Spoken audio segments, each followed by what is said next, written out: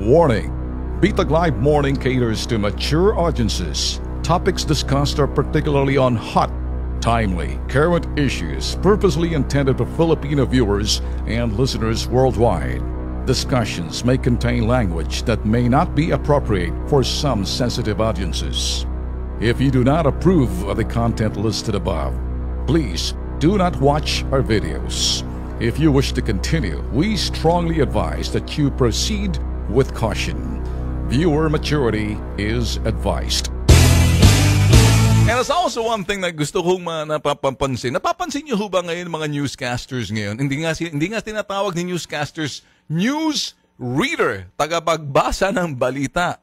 Nakaka-insulto pag sinabing news reader eh. Pag sinabing news reader, binabasa mo lang yung news.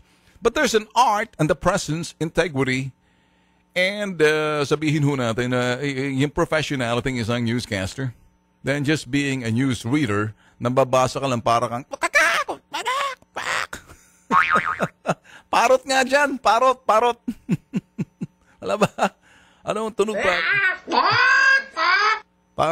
Sige, deliver ka ng news mo, tuloy mo lang. Oo. Ayan ang napapansin nyo ho. Sige, tuloy mo lang. Sige, tuloy. Yan ho. Napapansin nyo ho ba sa primetime newscast? Maliban ho dyan, pagkatapos ho nila sounding like parrot, shut up! Nagkokomentaryo pa.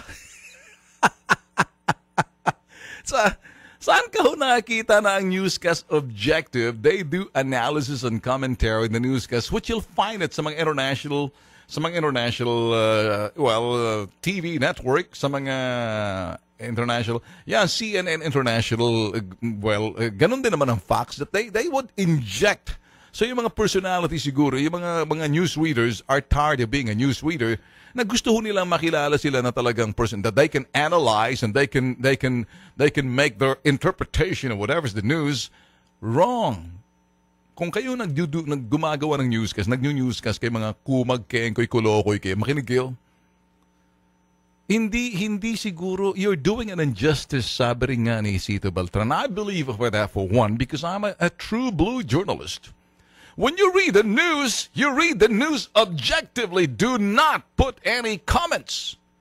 When you start putting comments, anything there, then you're bastardizing the news because your comment is not welcome. Your comment, keep it to yourself.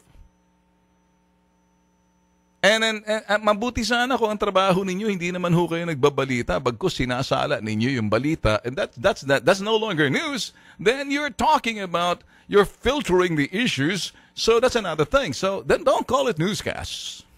Kung kayo tagapagbalita, tapos magbibigay kayo ng mga komentaryo ninyo, and you want to be discovered, kilala na kayo. Pero Diyos ko, huwag niyo nang haluan ang inyong mga komentaryo, kasi ang inyong komentaryo o inyong pag-aanalisa, kung analisa man ang tawag niyo dyan, hindi nararapat, hindi nauukol dyan sa inyong pinagagawang pagbabalita. Kasi pag nagbabalita kayo, ang gusto marinig ng tao, katotohanan, kahit nabuisit yung mga tao sa inyong mga balita, dahil puro balitang dilawan yan eh. Ang inyong pagbabalita, nakikita ng mga tao, nagtsatsaga na lang sila dahil siguro silang nakikitang kompetensya eh. Meron kasi dyan, dati, meron kasi pwedeng lumaban, kaso medyo sumemplang. Kaya doon, dalawa na lang naglalaban ng tuloy.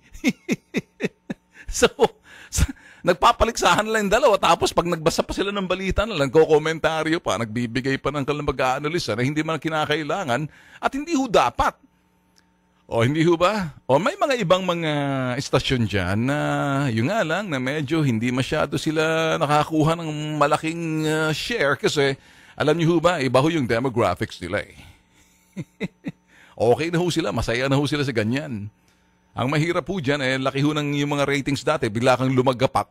Pagkatapos, ayun ang problema. Kaninong kasalanan yon? Ibang usapan na yon. Okay, di bale? Okay. Kaya mahalaga ho yung sinasabing pag-asa. Hope!